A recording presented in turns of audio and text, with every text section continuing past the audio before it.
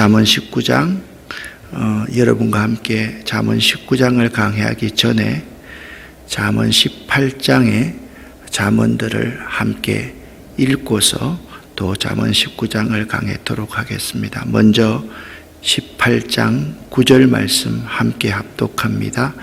자기 일을 게을리하는 자는 멸망하는 자의 형제이다.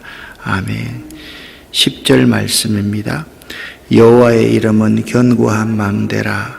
의인은 그리로 달려가서 안전함을 얻느니라. 아멘. 11절 말씀은 공동번역으로 함께 읽습니다. 부자들의 재물은 자기들에게 요새와 같아. 저들은 재물이 자기들을 보호해 줄 거라고 믿는다. 아멘. 12절 말씀입니다. 사람의 마음의 교만은 멸망의 선봉이요 겸손은 존귀의 길잡이이니라. 아멘. 13절 말씀입니다. 사연을 듣기 전에 대답하는 자는 미련하여 욕을 당하느니라. 아멘. 14절 말씀입니다. 사람의 심령은 그의 병을 능히 이기려니와 심령이 상하면 그것을 누가 일으키겠느냐. 아멘. 16절 말씀입니다. 선물을 주는 자는 그 앞길이 열려서 중요한 사람 앞으로 나아가게 될 것이다. 아멘. 마지막 21절 말씀 함께 읽습니다. 죽고 사는 것이 혀의 힘에 달렸나니 혀를 쓰기 좋아하는 자는 혀의 열매를 먹으리라. 아멘. 오늘 19장에서 22장 16절까지는 단편적인 잠언의 모음집으로 각 기절이 결코 예사로이 지나칠 수 없는 내용으로 구성되어져 있습니다. 따라서 각 기절은 어떤 특정한 주제 아래 연결시키기는 곤란한 각기 독립적인 잠언들로서, 그래서 어제 저녁에 이 설교 준비는 시간이 평소보다 매우 오래 걸렸습니다. 집에 들어가니까 오늘은 늦었네요 그러는데 늦을 만한 이유가 충분히 있습니다. 그래서 각 기절의 주제는 마음, 말, 행함, 여호와, 심판, 지혜, 악, 재물 등 다양한 내용들을 포함하고 있습니다. 먼저 제목을 정할 수가 없으니까 1절부터 5절까지의 잠언을 여러분과 제가 함께 읽어보겠습니다. 제가 제목을 이야기하면 여러분은 1절을 읽으시면 됩니다. 성실히 행하는 가난한 자. 가난하여도 성실하게 행하는 자는 입술이 패역하고 미련한 자보다 나으니라. 무지와 성급함, 지식 없는 열심은 위험하고 조급히 일을 처리하면 그르친다. 여호와를 원망하는 자, 자기의 미련 때문에 망하고서도 마음으로 여호와를 원망한다. 재물과 친구의 원리, 부유하면 친구가 많지만 가난한 사람의 친구는 그를 버린다. 거짓정인은 처벌을 면치 못하고 거짓말을 내뱉는 자 역시 벌을 피하기 어렵다. 아멘.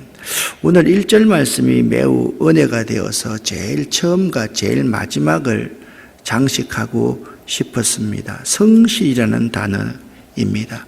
가난하여도 성실하게 행하는 자는 입술이 패역하고 미련한 자보다 나으니라. 아멘. 이 세상에 성실보다 왕도는 없습니다. 세상을 살아나가는 데 있어서 모든 면에 있어서 성실함보다 더 무서운 무기는 없다라는 것입니다. 성실하게 자기에게 맡겨진 일을 행하는 사람은 일을 맡기신 분으로부터 칭찬과 상급을 받습니다.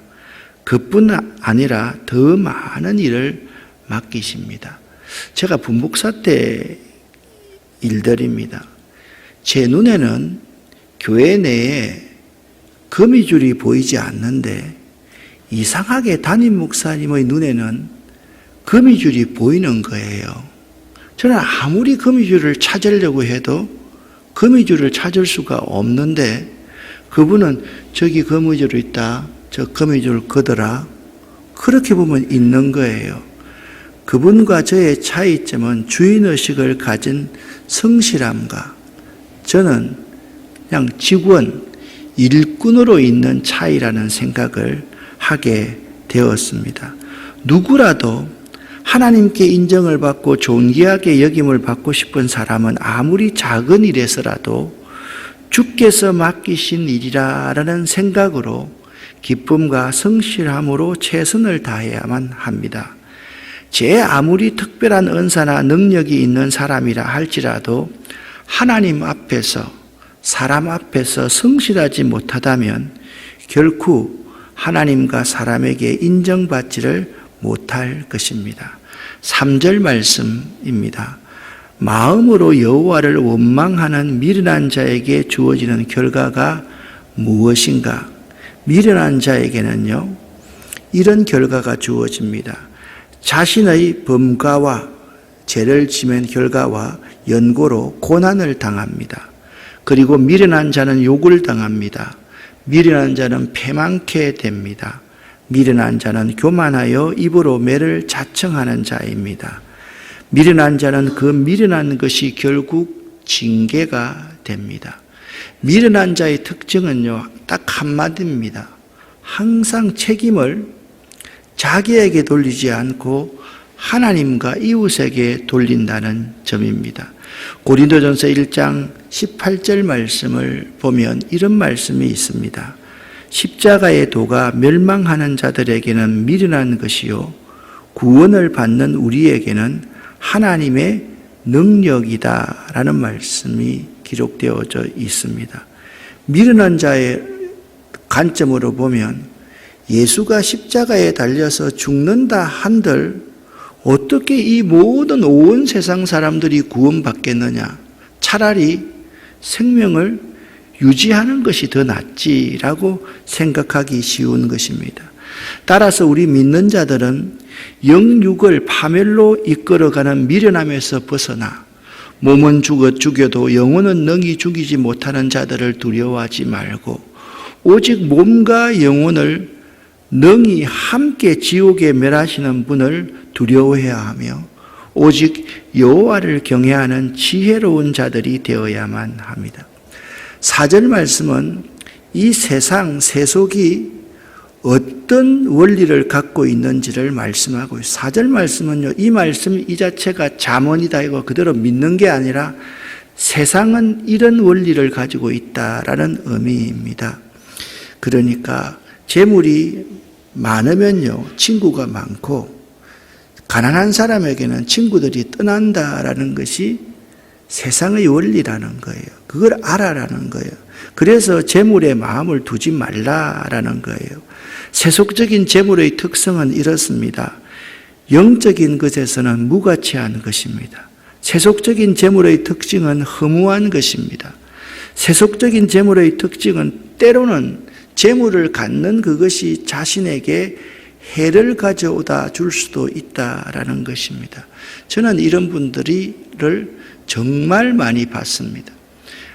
가난하고 힘들 때는 자꾸 하나님께 나와 기도하다가 조금 재물이 많이 모여지면 주일날 바이어 만나러 가야 된대요. 그래서 바이어가 뭔지 저는 잘 몰랐습니다. 그랬더니 주일날마다 골프 치러 가는 것이 바이어 만나러 가는 거더라고요. 그런 사람에게 때로는 이 재물은 해로운 것이 될 수가 있습니다.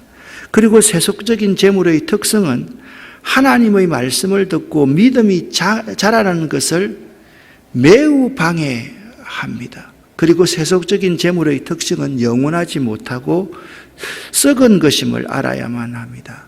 따라서 믿는 우리들은 결코 재물을 의지하지 말고 재물이 많아져도 결코 재물에 마음을 빼앗기지 말아야만 합니다. 여러분, 여기 지갑이 있습니다. 지갑이요, 내 주머니 속에 있으면 이것은 지갑이고 돈이지만은 이 지갑을 내 마음 속에 넣어두면 그것이 우상이 된다라는 점을 여러분과 저는 잊지 말아야 될 것입니다.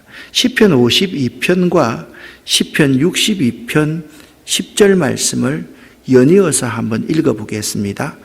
이 사람은 하나님을 자기 힘으로 삼지 아니하고 오직 자기 재물의 풍부함을 의지하여 자기의 악으로 스스로 든든하게 하던 자라 하리로다.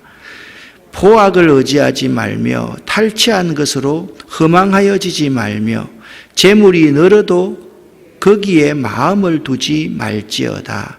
아멘. 하나님을 자기 힘으로 삼는 사람이 있고 재물을 자기 힘으로 삼는 사람이 있다라는 것입니다.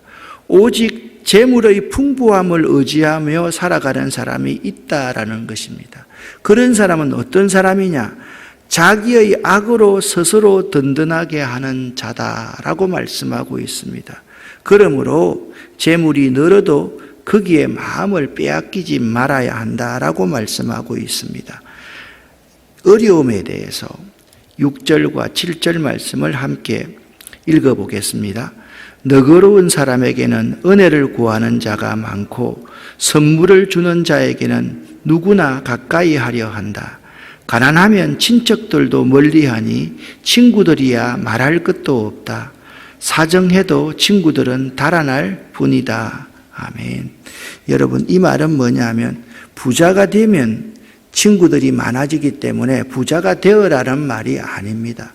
다시 한번 강조하는 것은 세속적인 재물, 세속적인 사람의 특성이 죄인이라는 말입니다. 8절부터 14절의 잠언을 여러분과 제가 함께 읽어 보겠습니다. 여기는요, 각 구절을 개역 개정 사판으로 읽을 때도 있고 있으니까 여러분과 제가 함께 읽어 보겠습니다. 먼저 8절입니다. 지혜를 얻는 자는 자기를 사랑하는 자이며 명철을 기이 여기는 자는 형통할 것이다. 9절입니다. 거짓 정의는 처벌을 면치 못하고 거짓말을 내뱉는 자도 망할 것이다. 아멘. 10절 11절 말씀입니다. 미련한 자가 사치하는 것이 적당하지 못하거든 하물며 종이 방백을 다스림이랴. 노하기를 더디하는 것이 사람의 설기요 허물을 용서하는 것이 자기의 영광이니라. 아멘. 10절과 11절을 제가 쉬운 번역으로 읽어드릴 테니까 개역 개정 사판을 여러분 눈으로 보시기를 바랍니다. 어리석은 자의 사치가 옳지 못하듯 종이 주인을 다스리는 것도 옳지 못하다. 슬기로운 사람은 쉽게 화내지 않으며 허물을 덮어주어 자신의 영광으로 삼는다. 아멘. 그 다음에 12절 말씀입니다. 왕의 노함은 사자의 부르짖음 같고 그의 은택은 풀 위에 이슬 같으니라. 아멘. 노하면 사람이 두려워하고 벌벌 떨지요. 이슬 같으면 모른 척하지요. 그런데 우리는 누구든지 하나님이 보고 있듯이 그렇게 성실하게 살라라는 말입니다. 13절은 미련한 아들과 다투는 아내에 대해서, 14절은 슬기로운 아내에 대해서 말씀하고 있습니다. 연이어서 공동번역으로 읽겠습니다. 미련한 아들은 아비의 화가 된다. 아내가 바가지를 긁으면 천장에서 비가 샌다. 집과 재산은 선조에게서 물려받지만 현명한 아내는 야훼에게서 받는다. 아멘. 특별히 11절 말씀을 보면요, 허물을 용서하는 것이 자기의 영광이라고 말씀하고 있는데 우리가 용서하는 용서의 원리가 무엇인지 에베소서 4장 32절 말씀을 함께 읽어보겠습니다. 서로 인자하게 하며 불쌍히 여기며 서로 용서하기를 하나님이 그리스도 안에서 너희를 용서하심과 같이 하라. 아멘. 우리가 어떤 용서를 받았습니까? 죽을 수밖에 없는 죄인들이었는데 하나님이 자기의 독생자를 십자가에 못 박음으로 말미암아서 우리가 구속 제사함을 받고 영생을 누리게 되는 놀라운 복을 받았습니다. 용서는요, 모든 성도들의 의무입니다. 즉 누구든지 자기 죄인인 자신을 용서하셔서 성도로 삼으신 하나님의 사랑을 받은 사람이라고 인정을 한다면 그러한 용서를 다른 사람에게 베풀어 주는 것은 마땅한 일입니다. 따라서 성도는요, 70번씩 7번이라도 용서해 주어야만 합니다. 이것은 무한히 용서해 줘야 된다는 말씀입니다. 또한 자기의 잘못을 인정하고 용서를 구하는 사람이 있다면 하루에 7번이라도 그를 용서해 주어야만 합니다. 그러므로 하나님의 용서를 본받아 하나님께서 나를 용서하신 것을 본받아 용서를 베푸는 자에게는 하나님께서 바로 그 사람의 허물도 용서하신다라는 것입니다. 15절부터 죄송합니다. 23절까지의 잠언을 읽어보겠습니다. 게으름은 사람을 깊은 잠에 빠지게 하고 게으른 사람은 굶주린다. 교훈에 순종하는 사람은 자기 생명을 지키나 말씀대로 살지 않는 사람은 죽을 것이다. 17절입니다.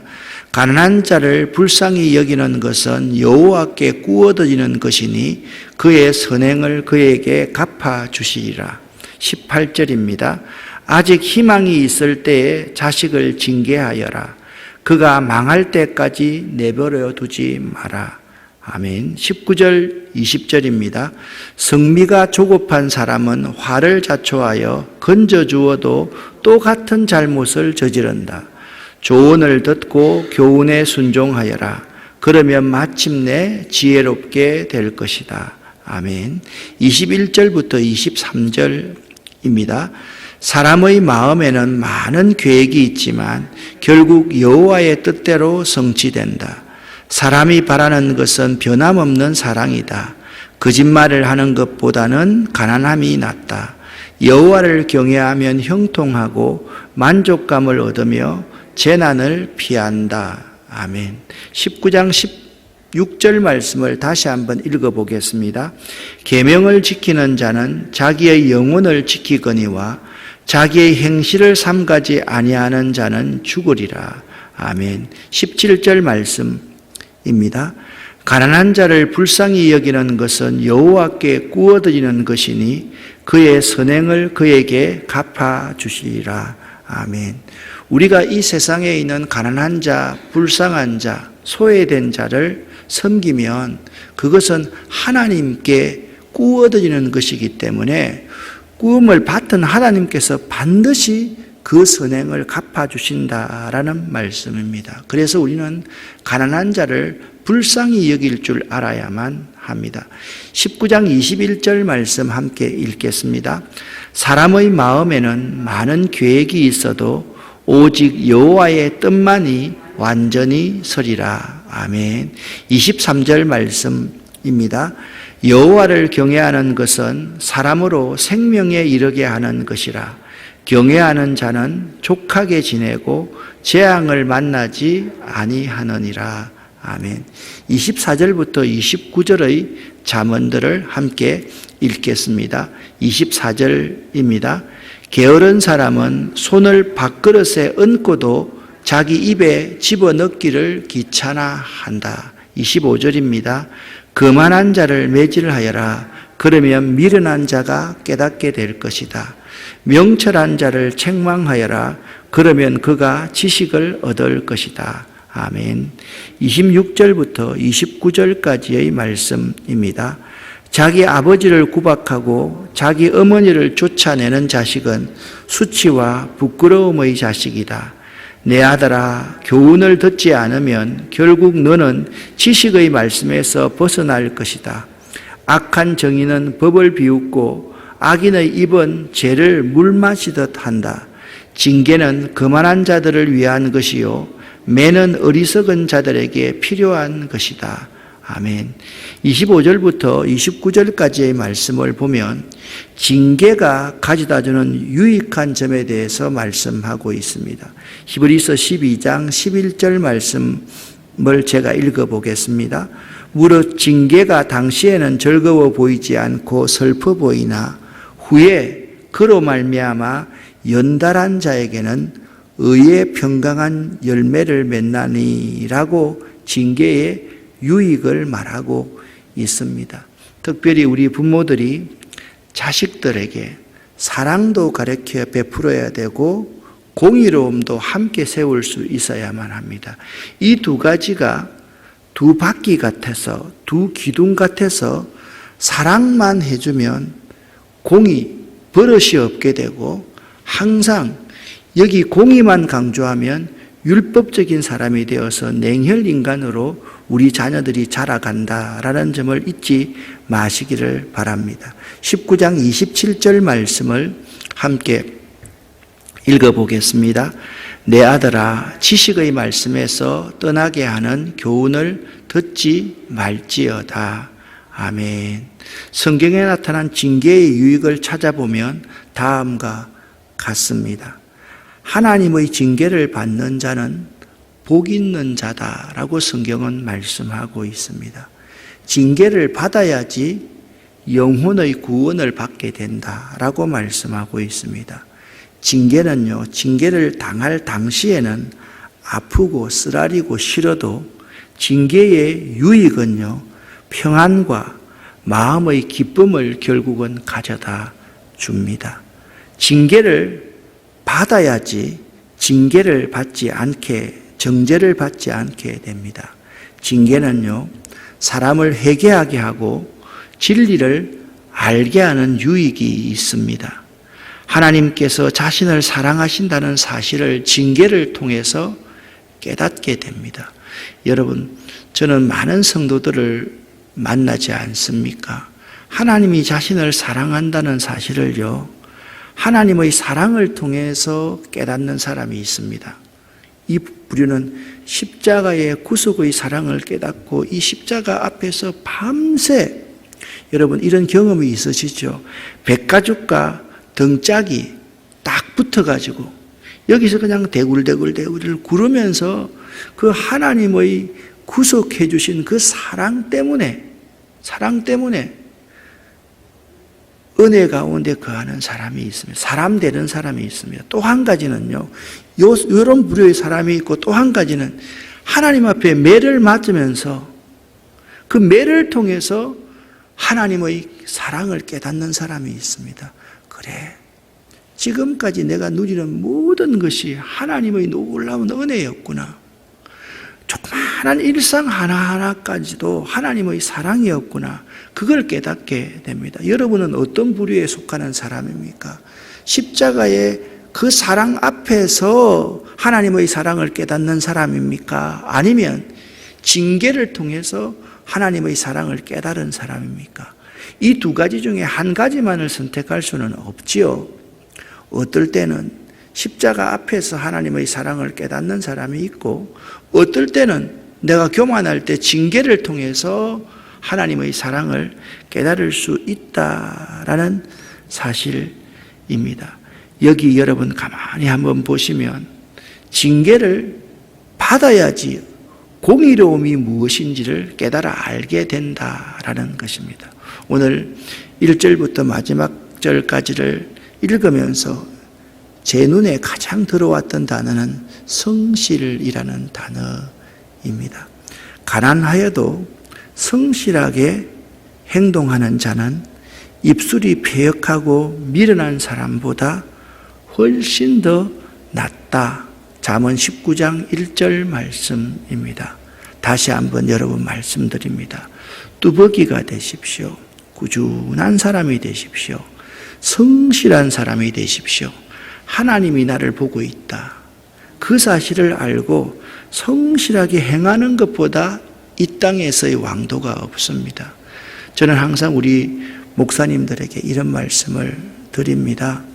설교 준비할 때 성실하게 준비하여라.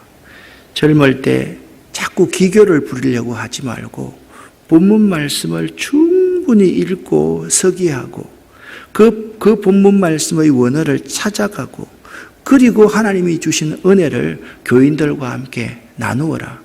이 성경은요, 성경 자체가 우리를 해석해 주기 때문에 우리 한 사람 한 사람이 성실하게 성경을 연구하고 읽고 암송하는 사람들보다 더 잘 되는 왕도가 없다. 여러분과 제가 하나님의 성실을 식물로 삼을 수 있기를 예수 이름으로 간곡히 부탁을 드립니다. 여러분 잘 도와주셔서 이제 교회의 거의 청소가 거의 다 끝나갑니다. 이번 토요일날 잠깐 나오셔서 이제 의자, 테이블 놓고 또 다음 주는 버릴 것을 버리고 그렇게 하면 좋겠고요. 또 석탄리에 이중온실 공사가 이제 거의 마무리가 되었습니다. 나머지 조금만 하면 되는데 중간에 있던 많은 나무들 그곳에 갖다 두었습니다. 여러분과 제가 하나님의 농법을 연구하고 실천하기 위해서 좋은 터전으로 만들고 있으니까 여러분이 많이 기도하고 또한 협력해 주시기를 바랍니다. 기도하겠습니다. 하나님 아버지여, 하나님의 성실하심으로 식물을 삼고 뚜벅뚜벅 꾸준히 나아갈 수 있는 저희들 되기를 원합니다. 아름다운 교회는, 아름다운 교회 목회자들, 아름다운 교회의 모든 성도들은 하나님의 성실하심으로 식물을 삼고 살아가기를 원합니다. 이 새벽에 기도하는 우리 모두에게 하나님, 하늘의 놀라운 복을 쏟아 부어 주시옵소서. 누르고 흔들려서 우리가 감당하지 못해서 이웃과 함께 나눌 수 있는 복을 우리에게 허락하여 주시옵소서. 다시 한번 이들에게 복을 내려 주시옵소서.